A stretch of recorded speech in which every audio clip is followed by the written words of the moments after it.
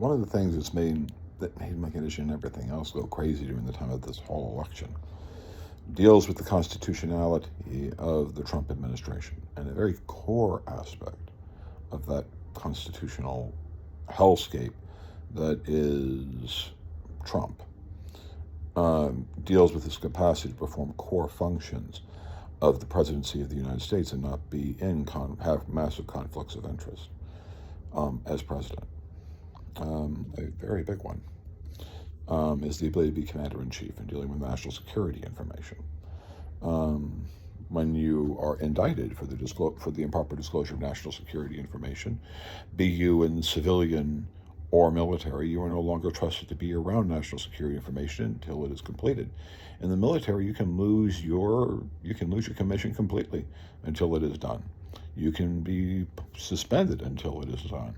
Depending on how broad the national security violations become, will determine whether or not you wait for the trial to be completed in jail. And it's done that because what the military needs to do is complete these investigations quickly, because they want to know, because if the person who improperly handled this information has competency and capabilities that the military needs, they need to conclude the investigation quickly. And if this person did not improperly disclose national security information, then they need that person back in service. But if the person did do it, then they can't trust him and he's got to go. So they want to do that. So how they hurry that process along is they force the person to complete it. Today with Ukraine is a perfect expression of that constitutional crisis of the Trump presidency, which is his capacity to serve as commander-in-chief. His power to serve as commander-in-chief is because he improperly disclosed national security information, and that should limit his exposure. And then obviously he'll bring people like Hegseth and others who will expose national security information, because you already have allowed a person to be president who is not trustworthy, or at least his trustworthiness was not verified when challenged in the courtroom or by investigations.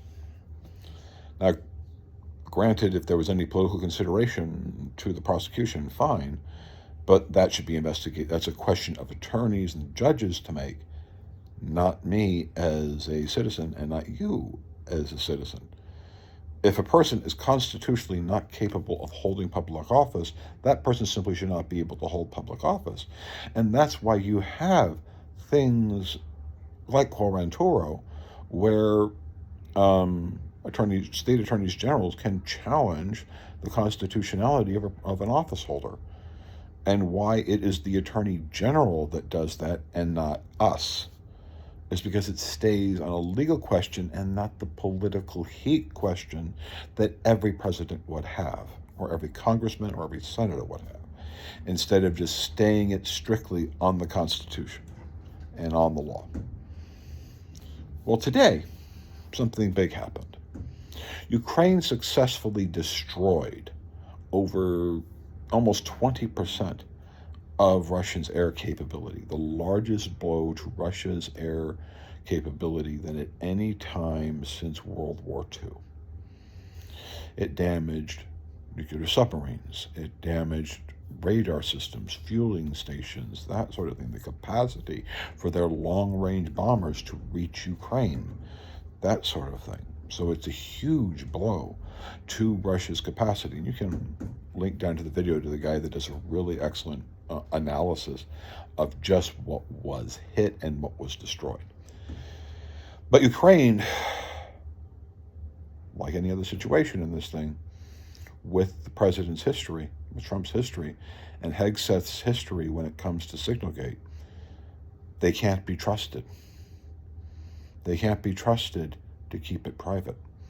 They can't be trusted to use technical locations that are secure. They can't. So they weren't trusted.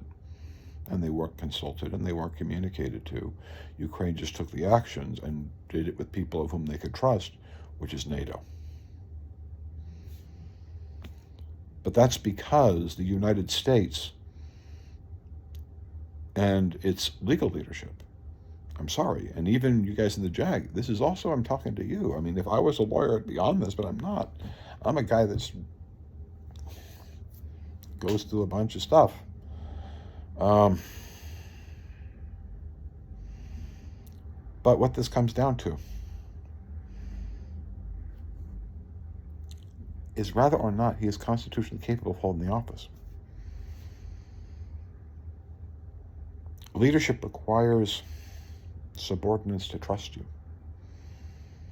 And you show that by following the law. You show that by putting somewhat close to the same legal responsibilities of those under your command on you. You lead by example. And we are defying that example. And the world is seeing it, and it's why Ukraine did what it did and told the United States, I can't trust you.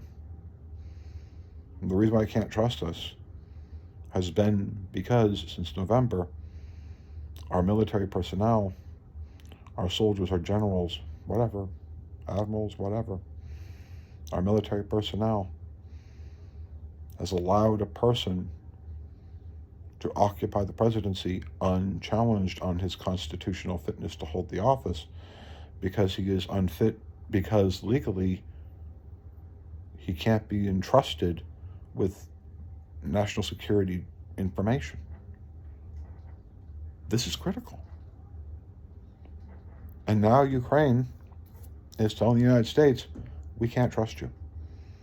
We just got to hit and go and move, and we're going to hit, go, and move, and we're going to win, and they're going to win. I'm going to tell you why they're going to win. It's very simple. Ukraine has been the Russian military elite forces for centuries. They were the Cossacks. Like if Russia needed an elite military force, it got them from Ukraine. You know where a lot of their nuclear capability was built at? Not inside of Russia. Ukraine. You can look that up. You can look up what Chernobyl was, what its original purpose was, and the engineers who developed Russia's nuclear capability. They know Russia better than Russia knows itself. And it's why, when they decide to get super serious, they wipe out 15% of Russian air capabilities. Something not seen since Barbarossa in World War II. And you know what? They can do more. And the reason why they can do more is because they know Russia better than Russia knows itself. The tragedy that we have in our country regarding this situation is not one JAG officer, not one former military attorney stood up and said that man cannot perform the basic functions of commander-in-chief under our legal systems. Under our laws, he is not fit to be commander-in-chief because he improperly disclosed national security information, and he needs to conclude that investigation before he is placed as commander-in-chief. Because be it civilian or military, if you improperly disclose national security information, you are not trusted around national security information, and the president cannot be, the get out of jail free card for that. We're continuing to allow that. We do have quo ranturo. We can step up and say that this president is constitutionally unfit to hold office. We can sue under Bevin's claims. Things of that nature. We should. I hope we do. So, join the channel, like, share, question, and never forget that this is all about restoring honor to our country. And the reason why I am doing this is because I've lost mine. I've lost my faith. The only thing I stay faith with is that I'm a Californian, and my work that I was planning on trying to do before all of this happened is what I'm trying to do now. But it's all about California and LA because Washington has turned into a complete and utter cesspool that violates basic constitutional rights of people without consequence and without fear. And we have to change that. That's why we need to get in the streets.